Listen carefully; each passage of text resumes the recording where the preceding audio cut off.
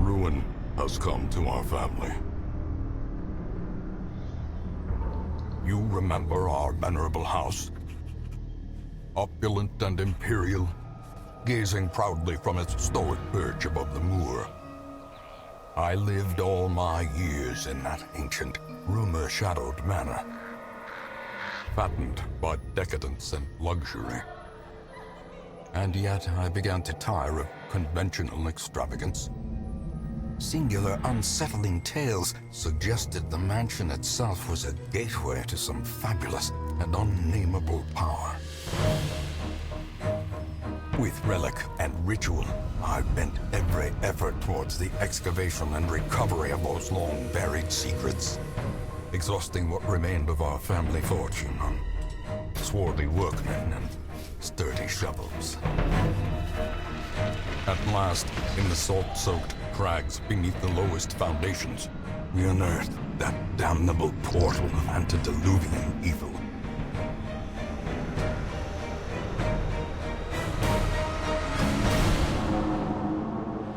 Our every step unsettled the ancient earth. But we were in a realm of death and madness. In the end, I alone fled laughing and wailing through those blackened arcades of antiquity, until consciousness failed me. You remember our venerable house, opulent and imperial. It is a festering abomination. I beg you, return home, claim your birthright, and deliver our family from the ravenous, clutching shadows of the darkest dungeon. Awesome. Guys, Brett here, and I'm happy to be bringing you our first playthrough of the Darkest Dungeon. Episode 1. Thank you so much for joining me. For those of you out there who have played the Darkest Dungeon before, hopefully I can expand on your knowledge of the game. If not, maybe you could just laugh at watching me fail. I have beaten this game twice, so I would say I'm pretty experienced, but there's a lot of good DLC, and I'm happy to explore that with you guys. I've checked the audio beforehand, but man, the music seems super loud. See how low I already have it? Check that out. I also have the captions on, just in case, for those of you who, you know, perhaps can't hear the narration but would like to read it instead. We're going to start a new playthrough. This is the only one I still have saved over the years. I've got almost every building built, you know, I've got all the DLC. But let's jump into it, guys. We've got the Musketeer, that's like an early adopter bonus that you got. The Crimson Court is a huge part of the game. It adds blood as a mechanic and a kind of vampiric infection that you have to deal with. Districts are buildings that we have to, well, we don't have to build them, but you definitely want to build them because they infer some pretty powerful buffs. Flagellant and the Shield Breaker are two new characters, and the Color of Madness is another DLC which adds kind of a never-ending quest line that you can kind of do it to completion and then go beyond that for rewards. So it's pretty tough, but it's fun, and I've had some fun brewing with different builds to get as far as I can in that. But yeah, we're cool with all of this. This is not our first estate, but it's letting you know, guys, if you're not ready for the Crimson Court, it adds a whole different level of complexity to the game. And before we get started, before we start the campaign, because there's going to be a bit of an intro, I just want to say, just to give fullest introductions, The Darkest Dungeon is a RPG developed by Red Hook Studios and published by Merge Games. It was released back in January of 2016, but it did have like a year-long early access that you could play in. It is super fun. I'm playing it on PC right now, although I'm aware you could play it on lots of other different consoles and things if you'd like. But let's get started. I've got a list of some names, and if you're a subscriber and you'd like to have a named character in this playthrough, just let me know in the comments below. Okay, y'all, let's start. So here we have our first true, like, decision to make. Honestly, I'm probably going to take Radiant here. And And we can look at the differences. So Radiant campaigns, while still challenging, are adjusted to be faster and more forgiving than normal, suggested for your first Darkest Dungeon experience. So all it really changes is the amount of torchlight you have to contend with. Basically, you just bring more torches in the dungeons. It's really not a big deal. And the rate at which higher level people come to your hamlet. It's just a pure time saver. It makes it so that if you start losing people in the late game, you don't have to grind for like 20 hours to get back to, you know, max levels. And to me, it's just a quality of life change for people who can't spend forever playing the game. Original settings, I have played through the whole game on original settings, and I can tell you that when you get to the last few dungeons, you start to lose people, and it can make it very challenging when you lose, you know, your only character of one type. But the game is a lot more forgiving than it used to be. And then Blood Moon, of course, is extremely difficult. It has a time limit and death limit. So we're not going to be doing that. We're going to go with the time-saving Radiant and be happy with it. And we're going to call it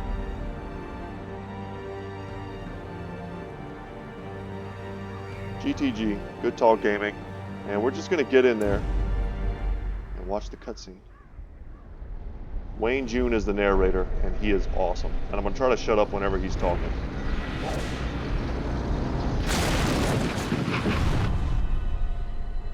You will arrive along the old road. It winds with a troubling serpent-like suggestion through the corrupted countryside, leading only, I fear, to ever more tenebrous places.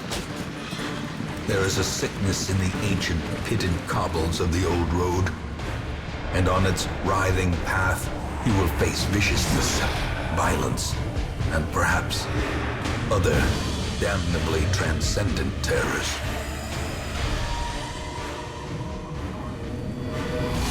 So steel yourself, and remember there can be no bravery without madness. The old road will take you to hell, but in that gaping abyss, we will find our redemption.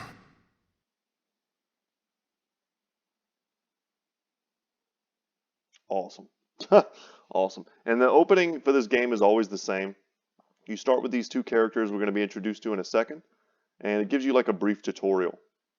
And it's been a minute since I played. I was checking out my previous save a second ago just to see how much stuff I had unlocked. And I think I just didn't have the red hook, which takes like a long time to get. It's one of the buildings. But other than that, I was pretty good. So I'm going to go through these tutorial type things with you guys for those of you who've never seen the game. I want you to have a really good base understanding so that later, you know, I don't have to explain every little thing that I do and the choices that I make. And for those of you that are experienced, I apologize. You may just want to fast forward a bit. So we're currently in a room, and we're going to move like that. And now it's going to show us select the destination on the map. We're going to move to this room. Have run up these lanes. Keep to the side path. The hamlet is just ahead. Right, and we're going to move our guys. We've got Reynold, and we've got Dismas. These two are always the guys you start with. He's a Crusader, and this guy is a Highwayman.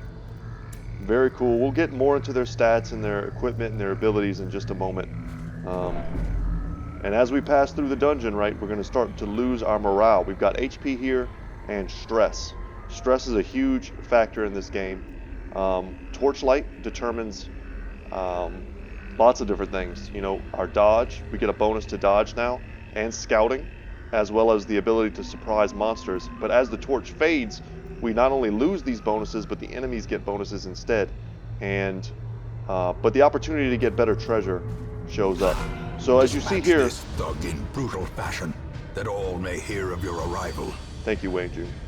All will hear of our arrival for sure. We're walking through a hallway right now that is divided into these little squares, and there's an opportunity for any types of interactions in these squares.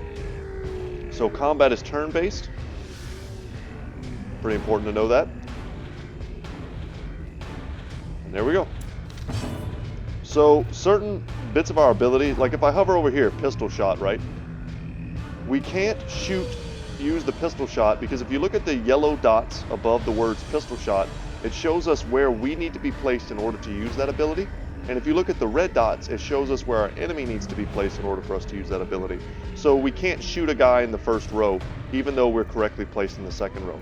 But what we can do is use Open Vein, which has an accuracy base of 95 and a damage mod of minus 15%.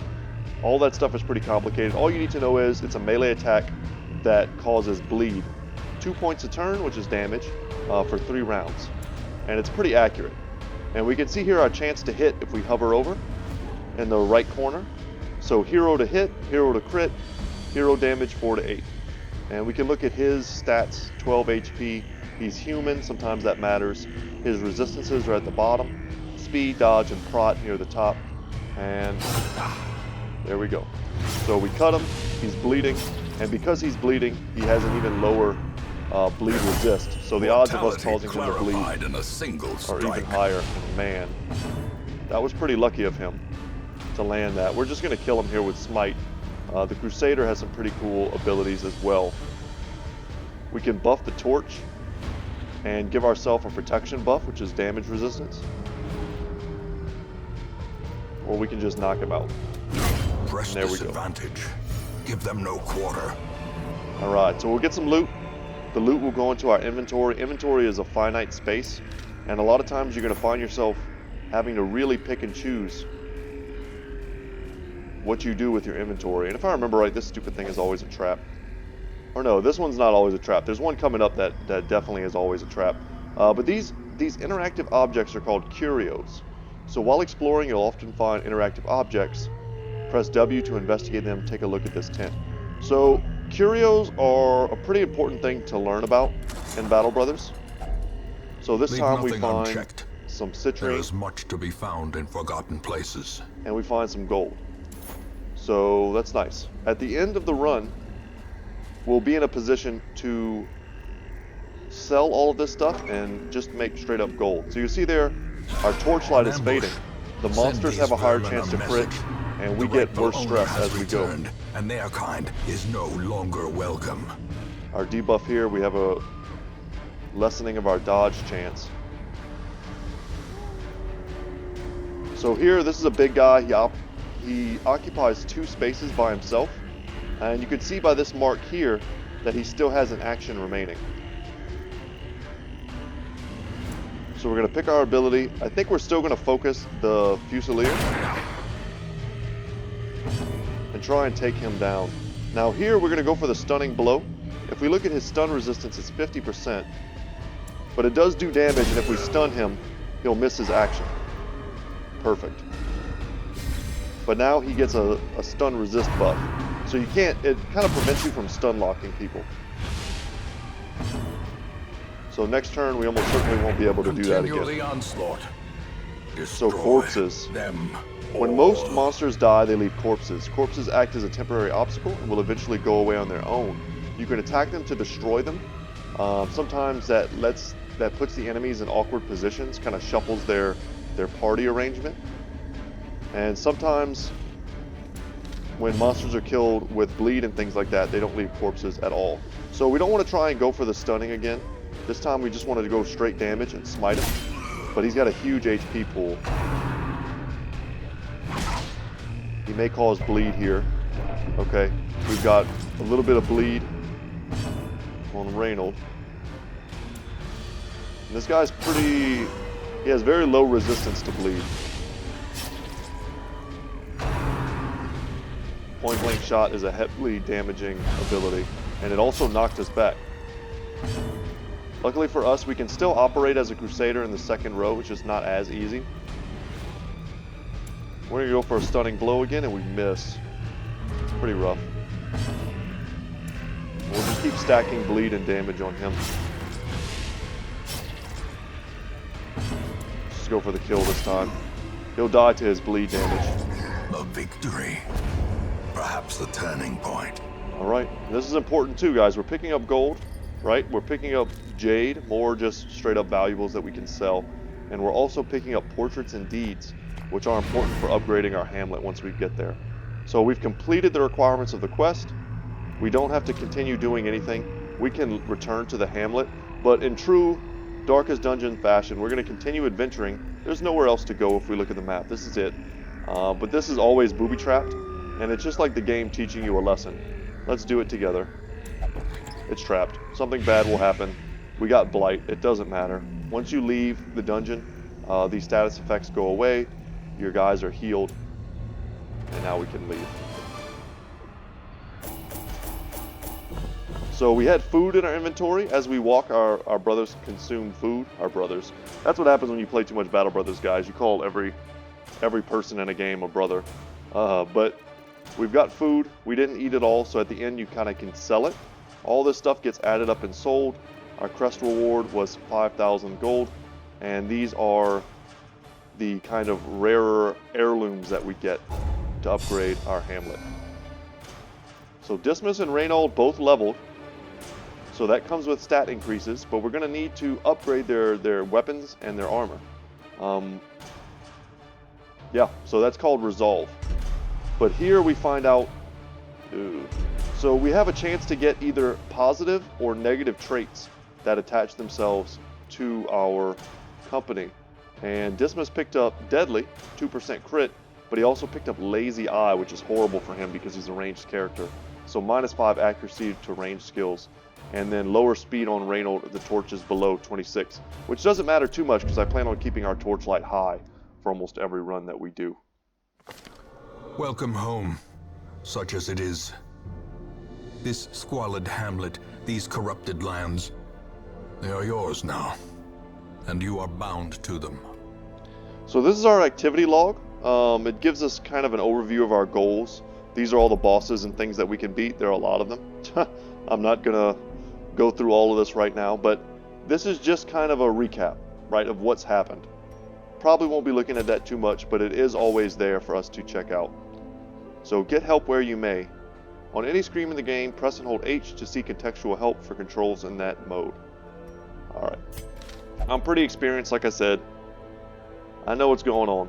So we don't have access to currently the blacksmith, which upgrades our weapons, the guild, which upgrades our abilities, the abbey, which acts as a stress relief for our brothers. I think I'm just going to call them brothers and sisters because I'm going to do it on accident anyway. I may as well.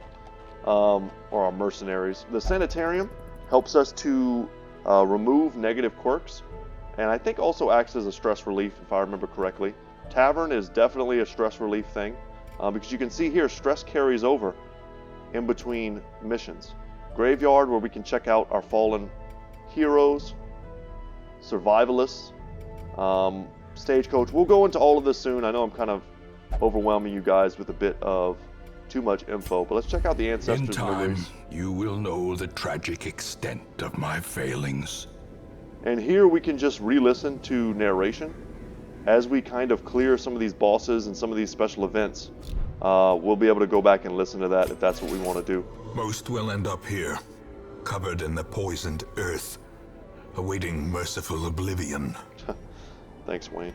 The town will change, the hamlet will change, depending on how we upgrade it and how we upgrade the buildings themselves, and things will look differently. And there's a lot of other surprises in store for events that happen in the town. That's something they added in one of the more recent DLCs. Trinkets and charms, gathered from all the forgotten corners of the earth. So this lady's kind of like a gypsy. She shows up and sells us stuff in the nomad wagon. We can upgrade her using some of the crests that we picked up. It's not something I want to do. I don't prioritize this very highly. We can sell our unused items. And this is the jeweler, something that's been added with the most recent DLC. The comet's crash has attracted an opportunist who specializes in otherworldly treasure. You can spend crystal shards earned at the farmstead here. So special items, they're very strong, especially once you get into the 200, category. This is one of the best weapons in the game. Best items, kind of like an equipable item. But of course, we don't have the special heirlooms necessary to really go crazy with the upgrading yet. So now we just have the stagecoach, and it's pretty scripted here. Women and men, soldiers and outlaws, fools and corpses. All will find their way to us now that the road is clear. So as this is saying, you can only bring 4 people into a dungeon. So we have the ability right now to have a maximum number of people in our party at 10. We're going to pick these guys up. What better laboratory than the blood-soaked battlefield? A sister of battle, pious and unrelenting. Nice. So we have the stagecoach here, and this is one of the most important buildings in the hamlet. It's going to allow us to recruit people. While you're here, spend some of your starting heirlooms on upgrading the stagecoach network. It will increase the number of heroes available here in the future. So there will be a point where certain upgrades for the stagecoach won't be or won't feel as necessary. But I do like to upgrade it early to give us the best chance of getting more and better heroes. So this increases the size of the roster, which isn't relevant yet. But it's a nice thing that they added to the game at some point, because it used to be the roster was very tiny. But now I think it's a bit expanded. But the size of the roster to 13. And then here we can also increase the number of heroes available per day to 3. So once again, more options. And then we can get, once we have all the other buildings unlocked and we upgrade them just a bit, we'll get experienced recruits. So we won't have to, recruit level 0 guys. We'll be able to recruit level 1, 2, 3, and so on. And that'll kind of close that gap for us. If we ever lose someone, we don't need to grind as much. So let's upgrade these. I'm fine with that. Word is traveling. Ambition is stirring in distant cities. We can use this. Nice. I love everything Wayne June says, the narrator. It is awesome. Our ancestor, as he's referred to in this game. So there isn't much more you can do in town right now. It's time to embark on a quest. So that was pretty unnecessary upgrading, but I'm still happy to do it because it's something we're going to do anyway, and it's what the game wants us to do. We'll talk more about what all these buildings do as we get into it. Districts are currently locked. We can't unlock the special buildings quite yet. We have here, that's our log. We've got our item chest, our trinket inventory. Pretty infinite in size, if I remember correctly, and where we can sell things. A glossary here, which some of the stuff in here is kind of confusing, right? If you don't know, for instance, how accuracy works, or if you don't know what ACC means, it's pretty important to come in here and read the glossary. And there may be times when I reference this, because some of the effects in this game are a little bit obscure, especially in combat.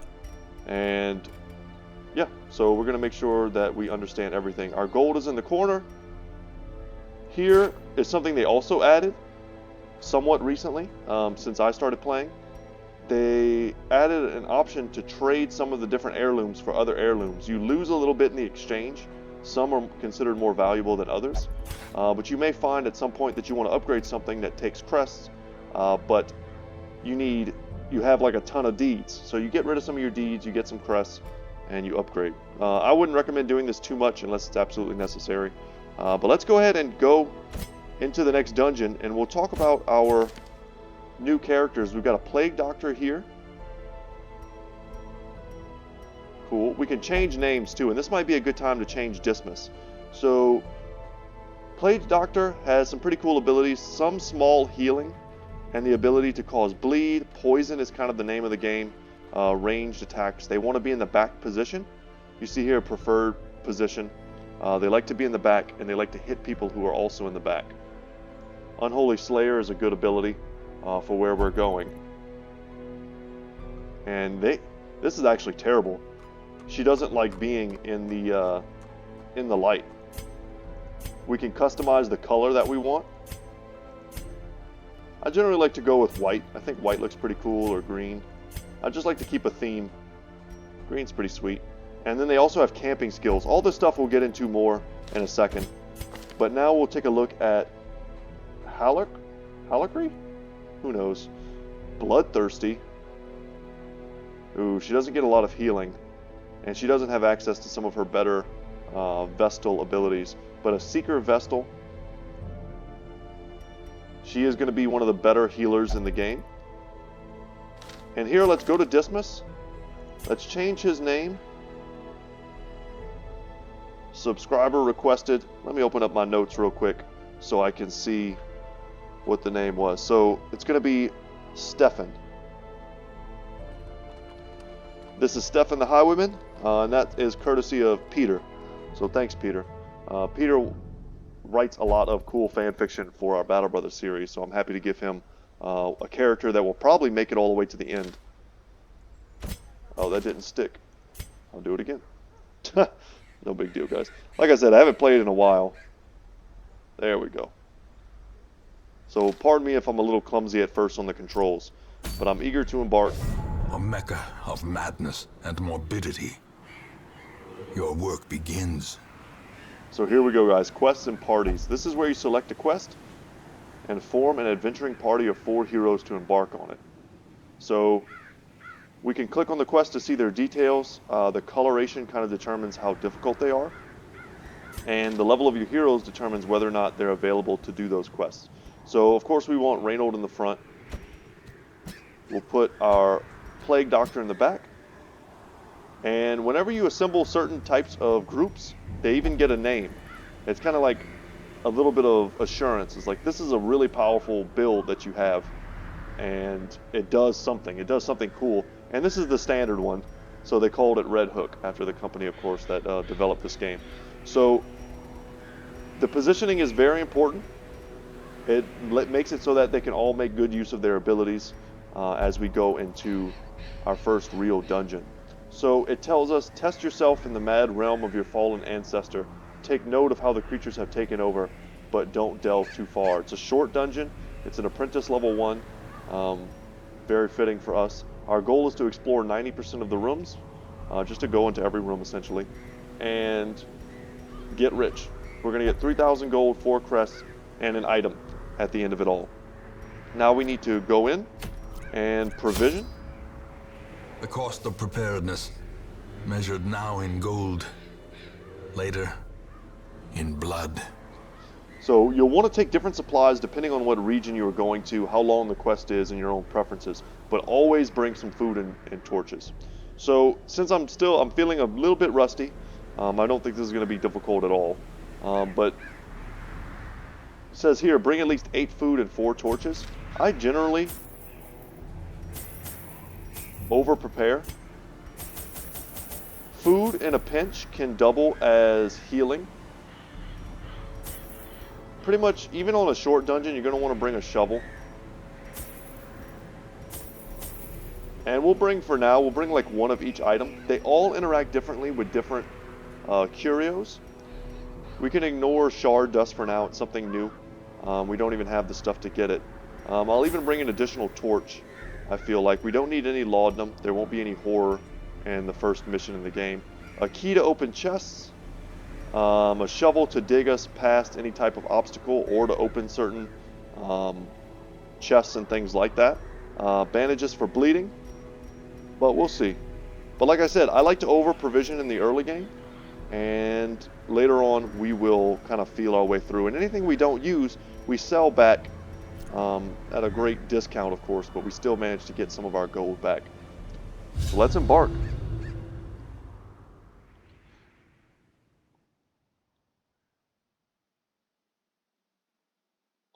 I'm excited, guys.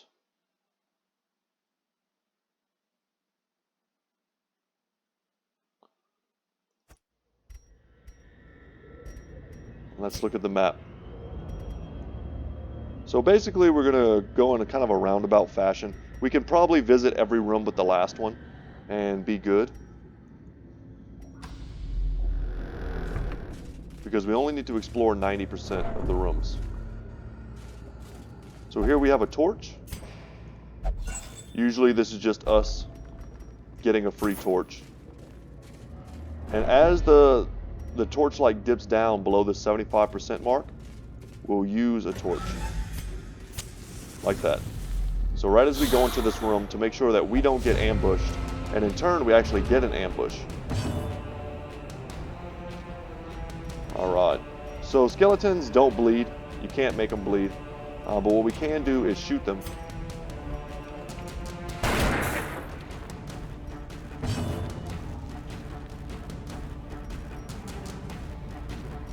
Are they susceptible to poison? They are. They're very susceptible to poison.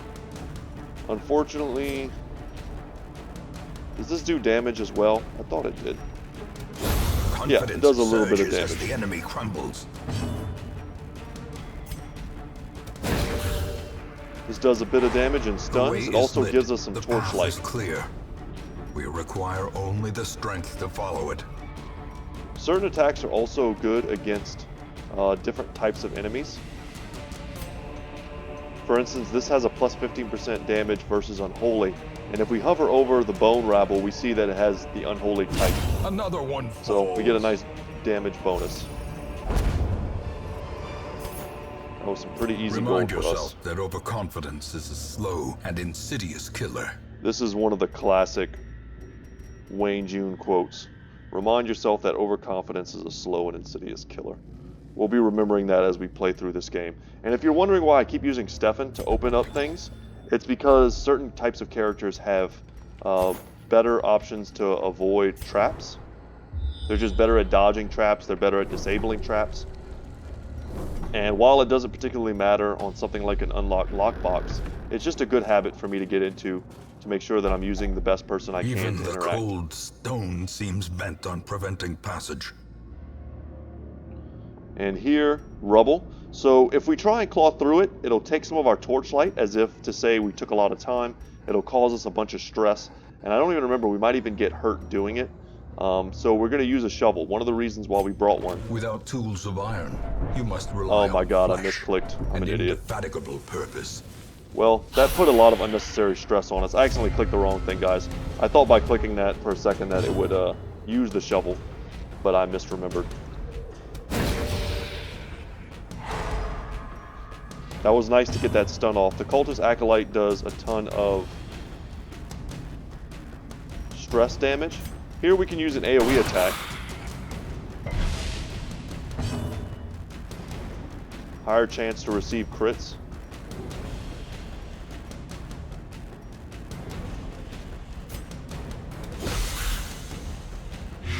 Put a Noxious Blast on the healthiest one, and then we'll use Zealous Accusation, which hits both of them. Executed with impunity. And this one should die. She was stunned. Great is the weapon that cuts on So its we managed to own. kill them before they were able to attack us. I feel kind of goofy about that shovel use, but that's the type of stuff that just won't happen later.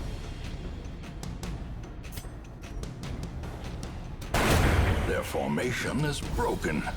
Maintain the offensive. As long as I don't forget to pick up sapphires. Sapphires are very valuable, 1,000 gold each. Onyx is 500. And you'll see here, I mean, we're barely into this dungeon and we're already running out of space. And we scouted earlier, I don't know if I pointed that out, but we can kind of see what's in these hallways. And this room is a room battle with a curio. This is a room battle with treasure. Treasure is generally just straight better than a curio. The light, the promise of safety. Oh no.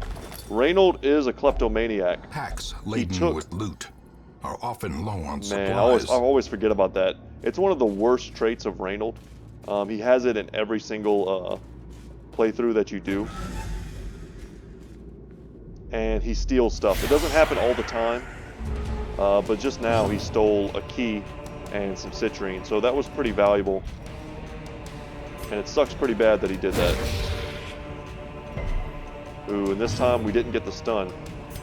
We'll still go for the AoE, we'll spread the damage around a little bit, and that might allow us to get a kill. Disorienting Blast. We might be able to stun her so that she doesn't add any stress to us. And it also moved her to the front where she really doesn't want to be. These guys are all frontliners. And if you can rotate them to the back, that's pretty good. But that attack actually puts them forward. Zealous Accusation.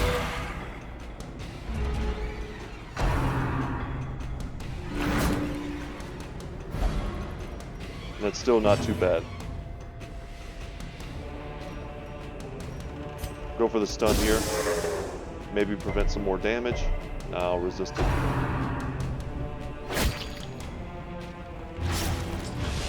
We've got some bleed, but it's pretty minimal. Bandaging. Yeah, it's telling us that we can use the bandage to heal them. Press this advantage. Give them no quarter. And for the most part in this game, it's much better to focus down heroes or enemies than it is to like spread damage around, kind of like what I've been doing. Continue the onslaught. Destroy them all. So there's a chance here that we could kind of mess around a little bit. Land a stun here, and then get an extra turn healing. But you don't want to do that too much in this game because the game recognizes when you're doing that. And it'll summon more monsters to fight you. So I can't just infinitely stun lock this guy and heal myself.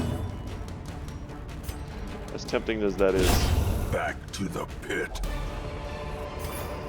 So let's take all that. We're going to reshuffle our party because they did move around a bit.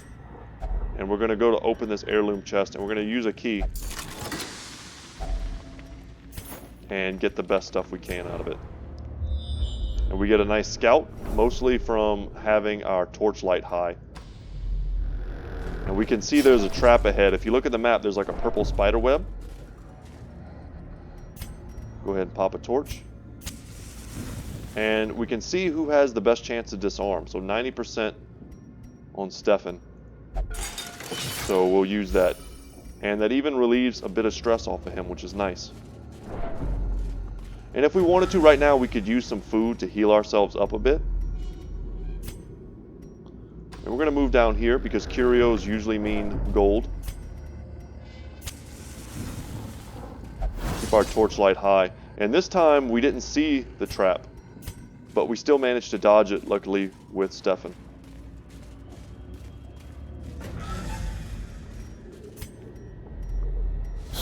Okay. We still managed to ambush them, which is nice, but they have a bone arbalist here. We're going to try and stun them. Nice, and that even gives us a bit of free torchlight, which is great. Triple miss, that's rough. That ranged accuracy debuff is probably going to bite us in the butt.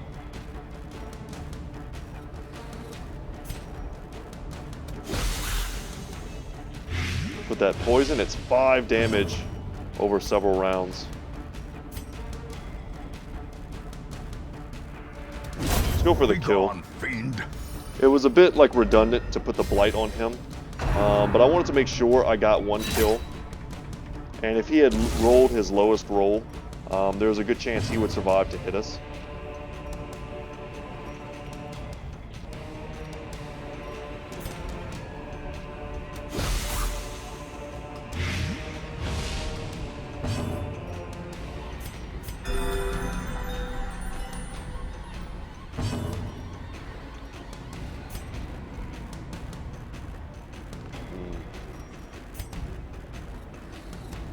Should be enough to kill him. The blight will take care of him.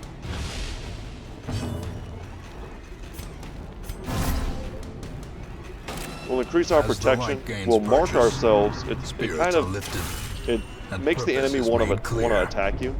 It didn't really work there, but it gave us more free torchlight, and it gave him a buff.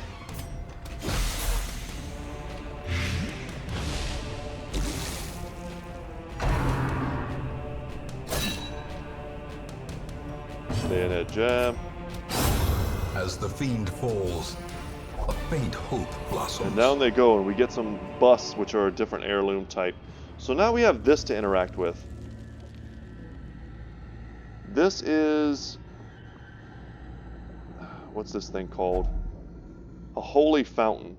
So you can put holy water in it, if I remember correctly, and it gives you like a stress heal and an HP heal. So I think we want to do it with the Vestal, because she has the highest stress and she also has the lowest HP. So this could be great for her. But be warned, guys, for those of you playing this game for the first time, if you interact with these curios in the wrong ways, you could have some pretty awful interactions. Permanent disabilities. There's a curio down this hallway too, so we'll go and see it. Hopefully Reynold doesn't steal it. Finding Nice. the stuff is only the first test. Now it must be carried home. We get a free holy water and some more busts. And now we have the option of going backwards. There's no benefit to exploring, you know, these last two rooms. Back up, and we'll just go back into this room and go back this way. You don't get anything for exploring hallways, especially since we've already scouted it. So now we get a random hunger check. So this is where having food and not just using it to heal up comes in handy. So the exertions of adventuring have produced a growing hunger amongst the party. So eat 4 food, regain 5% health on everyone. It's not a lot of HP, but if there's a hunger check and you don't have any food, your party gets stressed out really bad. So we're going to try and avoid that. Reynold, don't steal nothing, man. Great, and the game gives us some food. These events are pretty scripted for this first level. It almost gave us exactly what we needed. If we had just gone in order, it would have given us exactly what we needed to finish. And we're going to continue adventuring. There's one more room left. We could leave right now and finish our quest, but there could be something good here that we want.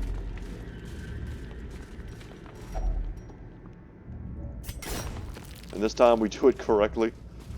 No cringe. So the torchlight is fading, the monsters get buffs. And this is a full party that we're fighting, and we were surprised, so this is kind of awful actually. But the shuffle isn't truly that bad.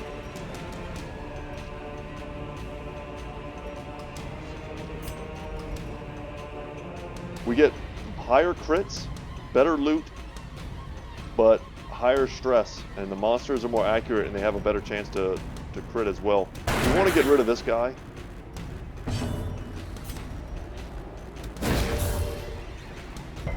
Okay, we didn't stun him either. That sucks.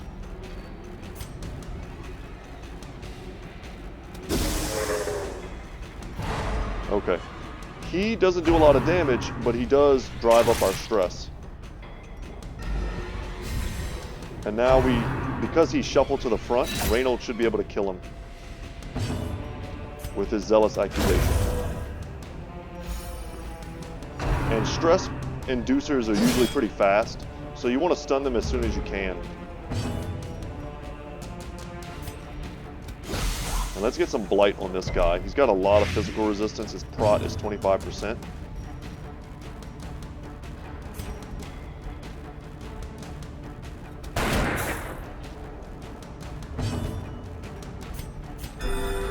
Start healing with the Vestal. Make sure nobody dies.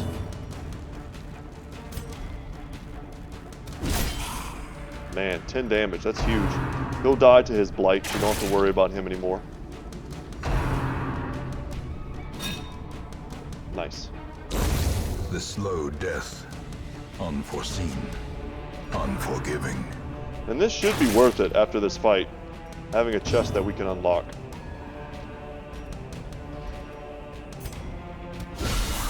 So this is going to kill him. We don't need to take any further action against that guy. And if we stun him, the fight's as good as over.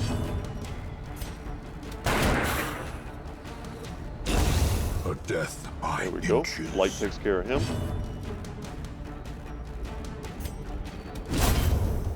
Down they go. So for our extra trouble, we get some deeds, some busts, and some Triumphant pride citrine. precipitates a dizzying fall. And here we reach the limit of what we can carry. So we have options right now. We can heal up the party, which doesn't really do anything. Using holy water as just a straight up item can increase our resistances. Antidote, anti-venom doesn't do anything. Medicinal herbs can remove negative status debuffs. Bandages, of course, don't do anything unless you're bleeding. We can shift click on our shovel to discard it. I think bandages actually are worth less. So let's take those busts. We'll come in here. And we used our one and only key. And I don't think you can use a shovel on the heirloom chest. But we'll open it. Sadly, we only had... If we had a key, we would have gotten more things. And we'll call that good. So that's the end. Not a bad haul for our first run. And it'll do the very nice, satisfying counting of the stuff for us. Which you can bypass if you like. Just like that. So this plus this means we should be able to get quite a few upgrades. Good trait, no, minus damage and dodge. Oh, plus damage and minus dodge. Okay, risk taker. That sucks because I would much rather have her have higher dodge than higher damage. But you can make like battle vestals, which are really strong actually. Curiosity. But that's not something you really want to do until later. Obsession. Mile markers on my road to damnation. So over time, some negative quirks will lock into place and become severe. Severe negative quirks cost much more to remove in the sanitarium. So the sanitarium is this building here, which we don't currently have unlocked.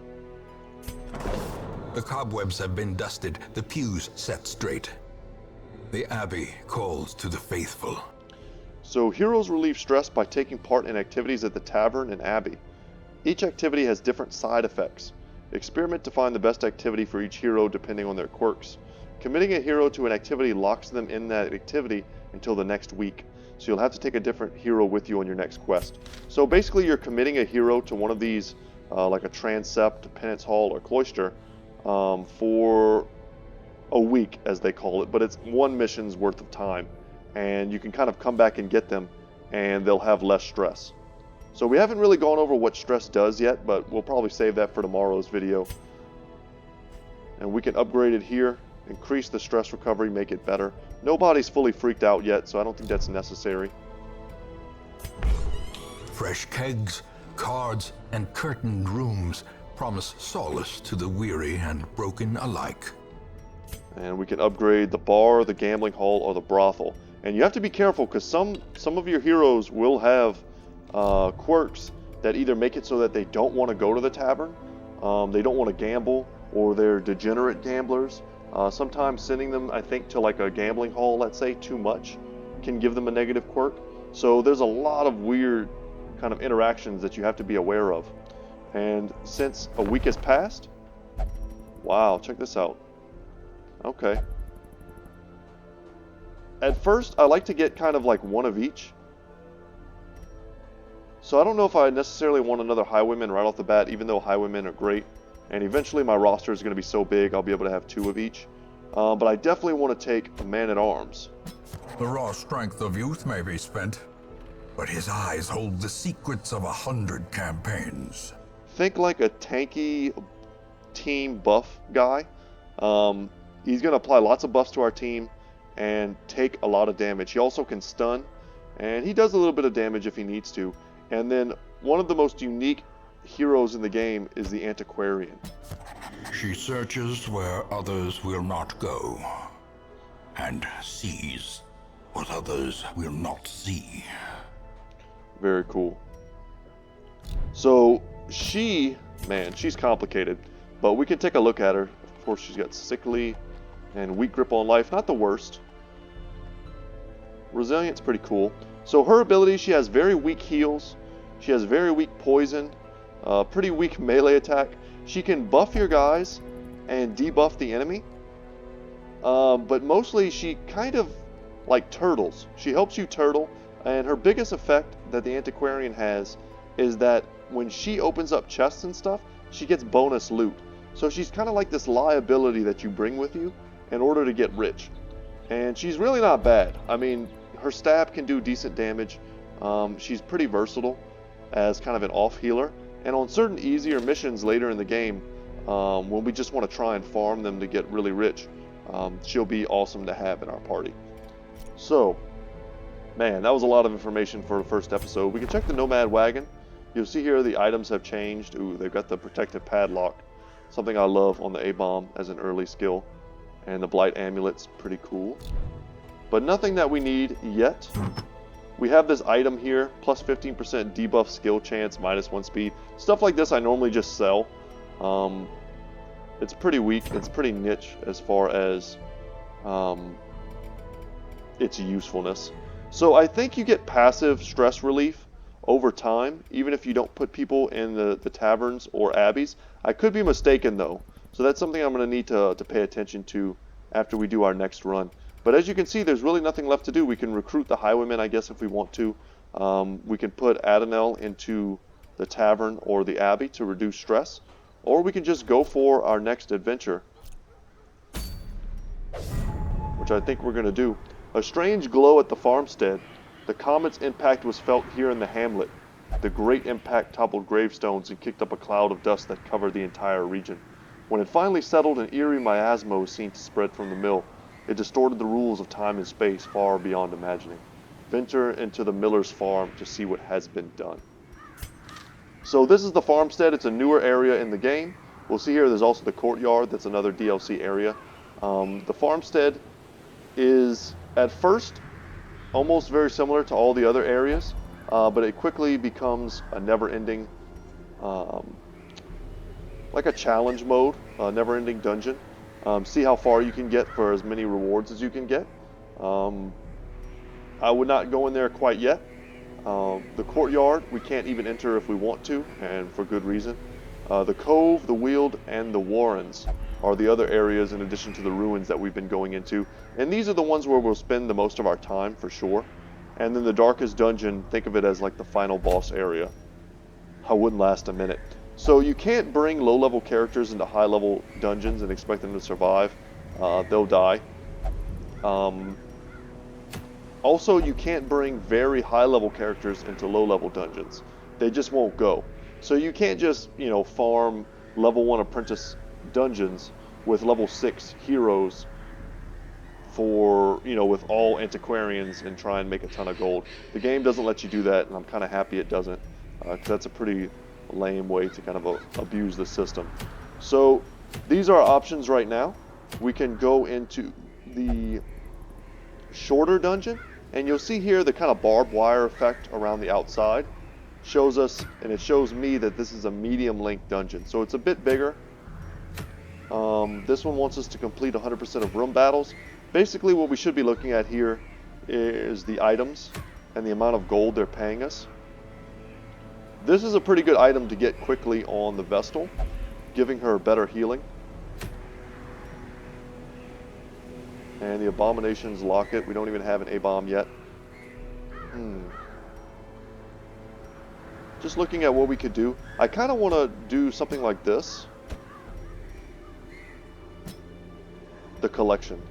Very cool, it has a name. So that'll give the two people in our company right now who have the worst stress a chance to chill out. And we'll do an experiment and we'll see if the stress naturally lowers, even just a little bit after this run is done. I don't really even want to give anyone this debuff skill chance because I don't think we're going to use it. But what we can do is look at Garen, the man-at-arms. I really encourage somebody to take this character and all the other characters because they're pretty sweet. Normally I name this character after one of my real-life buddies. Just kind of a cool dude. But he's got Crush. You'll see here he wants to be in the front line, so that's good. You can actually do back line men-at-arms, and they work really well. All they do is they cycle buffs. But he's got some cool abilities to buff us, reduce stress. There we go. And the Antiquarian has which abilities? She has the Blight and the Heal. No. Yeah, she does have the Heal. Okay. And she increases resistances, dodge. So there is a combo with the Antiquarian and the Men-at-Arms where she basically buffs his defense and forces him to protect her. Meanwhile, he can mark himself and give himself buffs as well. Or just buff his dodge. He can make it so that if you attack him, he attacks you back. So there's tons of stuff you can do. Defender, he can guard her. So let's go into another short run. This is the item I really want. But for the sake of today's video, we're getting close to about where I need to wrap it up. But I'm so stoked on this game, I could honestly play it for hours at a time. Let's start provisioning and head in. I think we can shift click for a full stack. Yeah, let's do that. A full stack of food. a full stack of torches. Let's get 2 shovels and 2 keys, and then 1 of everything else. That's kind of how I like to provision, especially in the early game. And this is a bit costly, but you'll never really miss, you know, the little bit of gold, the 25 or whatever gold you get at the end of these dungeons from throwing away a bandage. But you will definitely miss all the gold you spend on things later because your characters took a lot of damage, or you know, you lost a character because you didn't have the right items to fix their debuffs and things. Not to mention, so many different curios interact so differently inside the ruins. And I would recommend, if you're a newer player, there are guides online to help you memorize what the different curios do, because they are very tricky. They added Things something must be into the driven game. back. And what better place to begin than the seat of our noble line? Nice. So, the hero panel, okay. We know this already. But they added into the game it's kind of like a reservoir of knowledge, right? As soon as you interact with a curio in an appropriate way, it kind of logs that information. It didn't always do that. You used to have to kind of remember every single time what would happen. But now, if you interact with something badly, it'll tell you. We took a little bit of damage there. Lie in wait, And stress. unsprung and thirsting for blood. But it is a useful, like, quality of life thing that I appreciate. Damn, 2 traps in a row. And we didn't scout Furious either is the one of trap them. maker's art, his efficacy unwitnessed by his own eyes. I love these quotes, y'all. So, books, man. I hate books. Books, you have a chance to find a map, but what almost always happens to me is bad stuff.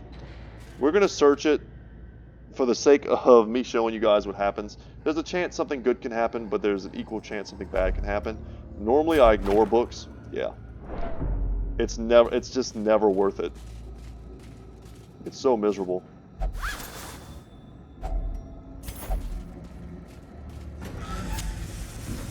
We'll just make sure we'll buff our light before we go into the next room.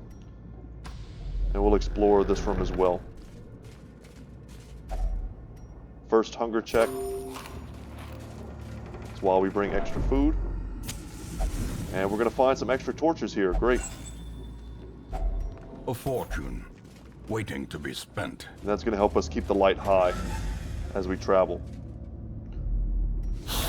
One of the first playthroughs I ever watched of this game myself was a guy named Bear Taffy. He's awesome. He's one of the biggest names in Darkest Dungeon for sure on YouTube. But his motto is F books, basically, every time he plays this, and I don't blame him at all. So our heal is super garbage.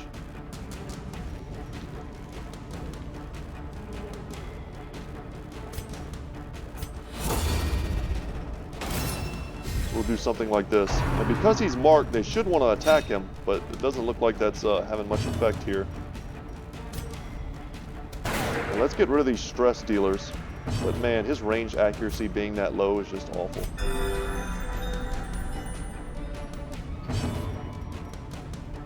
Let's get retribution. It does a little bit of damage, it marks us, and then it makes it so that anyone who attacks him gets attacked back. Just like that. And we want them to attack him. And you see, the Bone Courtier went for the Antiquarian, but it got redirected to our boy in the front. Try and go for a little heal. We're getting dangerously close to a stress test. Confidence surges as the enemy crumbles. All right.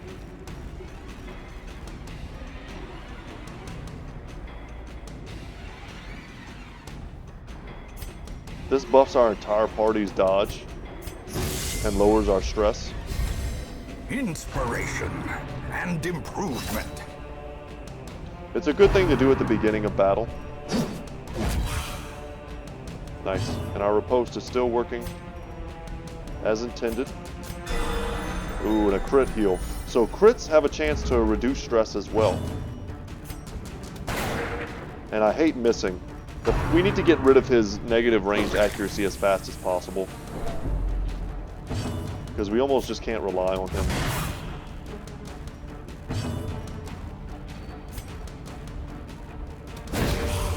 And sometimes a stun will give you as much HP as a heal does. By stunning him, we prevent the attack.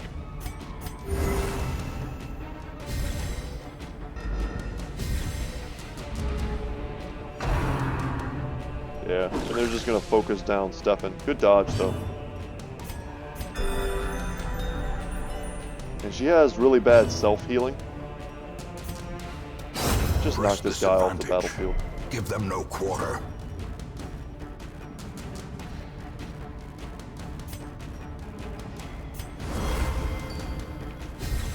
We'll buff our dodge. And we can do it again. We can only do this once per battle, which is something they changed. I think mostly to prevent people from abusing him in the farmstead, where it's kind of like infinite.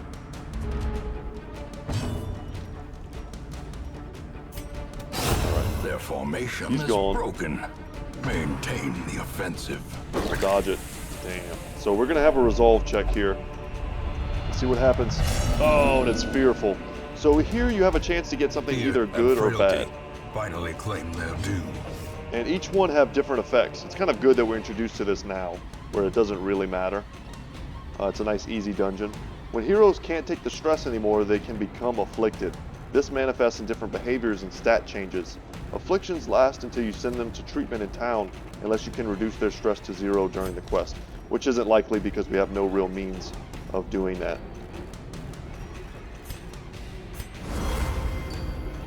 Boost our dodge even higher.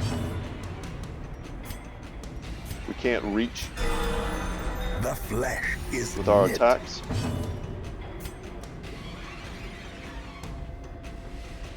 It's rough. We have no real way to hit the back line. A time to perform. Look at all these buffs. One's limits. Nice. Now we can reach that dude. As the fiend falls, If we'd have done that earlier, he would have had a better check. Blossoms. So fearful, I don't remember exactly what it does, but sometimes it might actually prevent him that from attacking. overconfidence is a slow and insidious killer. You see here his damage is lower. That's got to be due to fearful. I don't think it actually says anywhere what happens. And this is a locked sarcophagus, so we'll use a key. Good haul.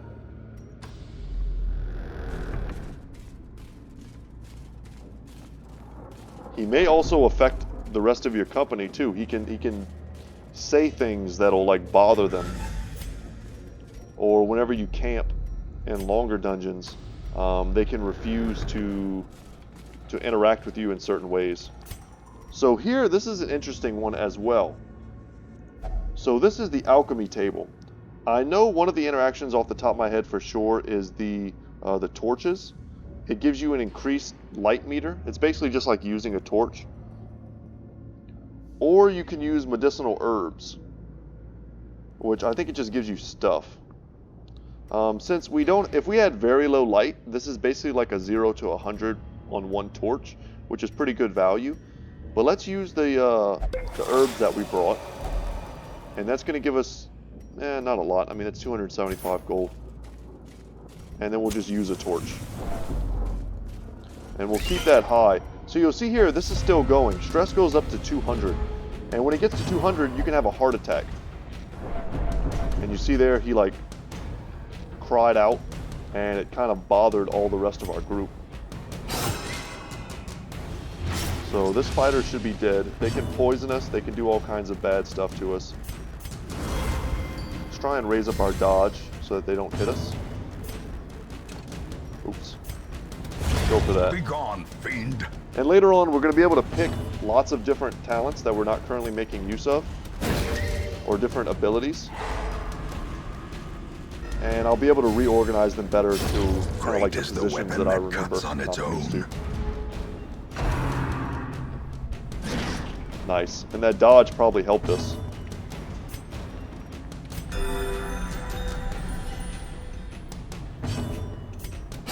Another Nice. one falls. This expedition at least Oh my promises god, I success. totally forgot, guys. We should have been... Oh, cringing. I'm cringing so hard right now. We should have been unlocking stuff with the antiquarian the whole time. I think we missed out on one treasure chest. We probably could have gotten another one of these. It's the whole reason you bring her, and I totally forgot. But it's not over yet. It only really works with treasure, and I think we only did that with one treasure chest. But we're going to have to be sure that we do it with the rest. Oh no, she has some kind of fascination. Okay, that could have been bad. She could have gotten bleeding or some sort of negative effect from this. I think you can use a bandage or something to protect your hand to go into there. We need to let her search the loot. And she'll pick up minor antiques and rare antiques. And those are things that are unique to her. We also get these journals, right? From all the different areas that number, this one in particular is number 5 of 6. And I don't think you get anything for collecting them. But you can take them with you out of the dungeon. So the others are gone. They were victims of malevolent transformation.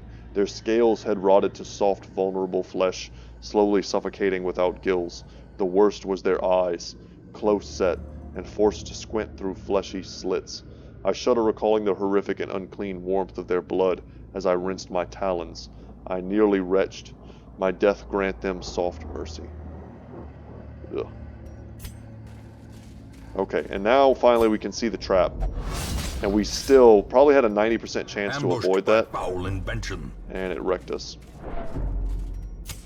The light, So we're definitely going to have to the do some promise of stress relief safety. after this. Even more stress dealers, but at least this time we got a surprise attack.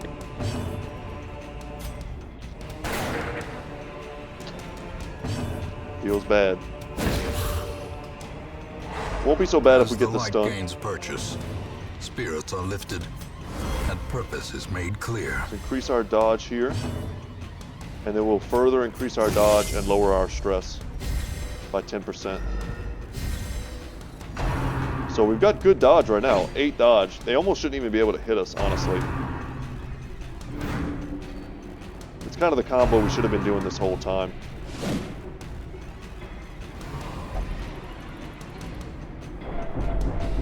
It's freaking us out.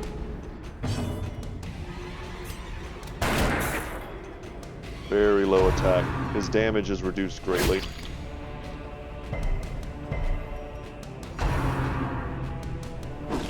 Nice.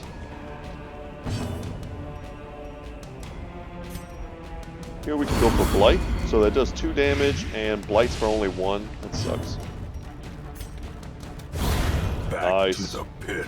We get the kill, we get a little bit of stress relief. Alright, she resisted the movement. That attack really attempts to move us forward.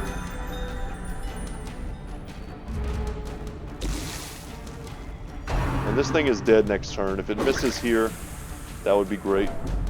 And we're getting close to a stress test on our men-at-arms as well.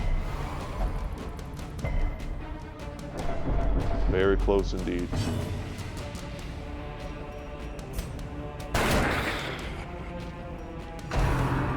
That's why I'm attempting to prioritize the stress dealers, but it doesn't work so well when you can't actually hit them reliably.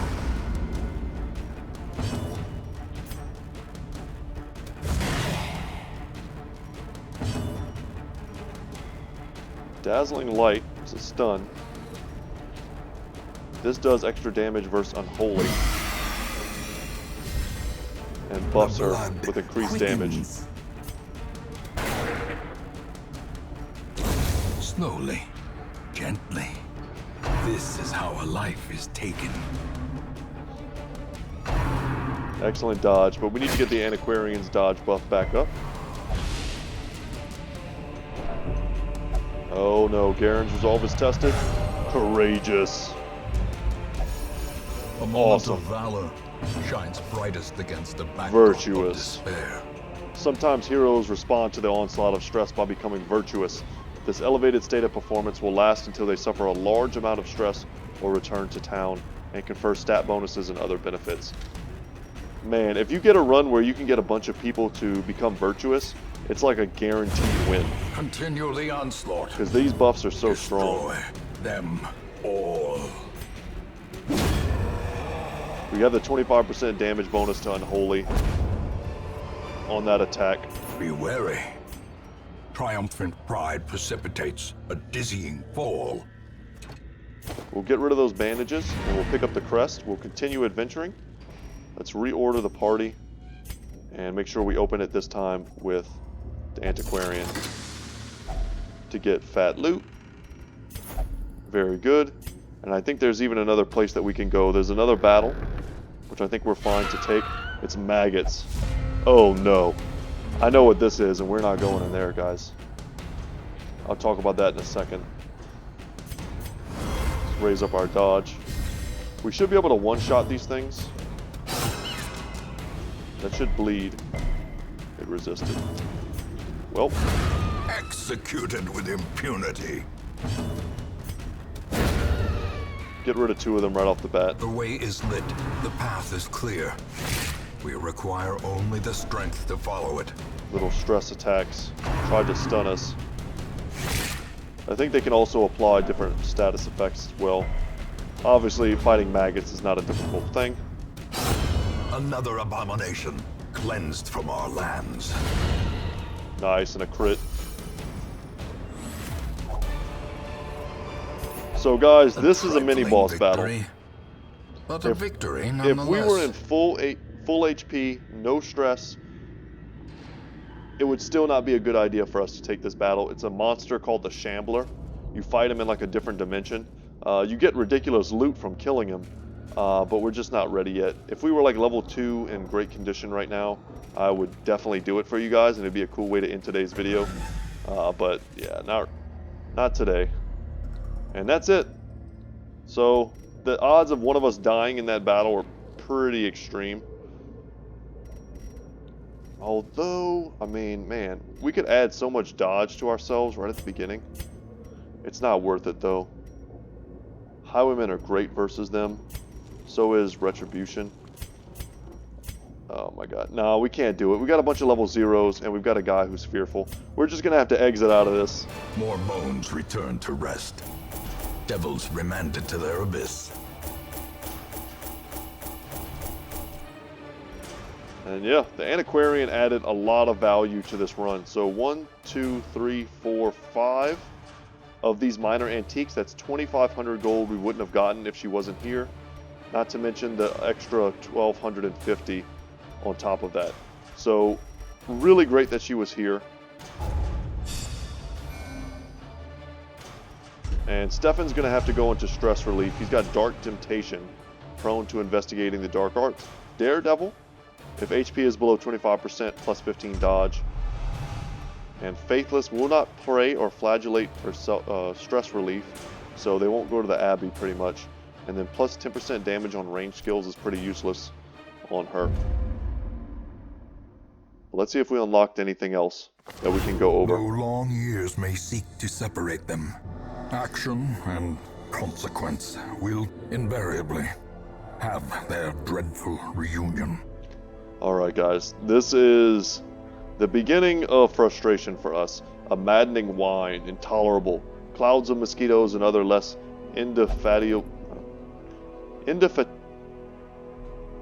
identifiable. See, I kept wanting to say indefatigable or any other such word. Identifiable, much easier word to say. Clouds of mosquitoes and other less identifiable pests continue to descend upon the hamlet with maddening persistence. Illness and irritation abound. So the mosquitoes are carrying the blood curse, and the courtyard quests have become available. People will have the misfortune to run across special courtyard enemies in the dungeons that we visit, which may infect us with the blood curse, unless we can kill them very quickly and efficiently. They'll also, you'll see here, this is kind of like soaked in blood now, and there are mosquitoes flying around. But we have unlocked a few things. I think, honestly, this is a good place to end.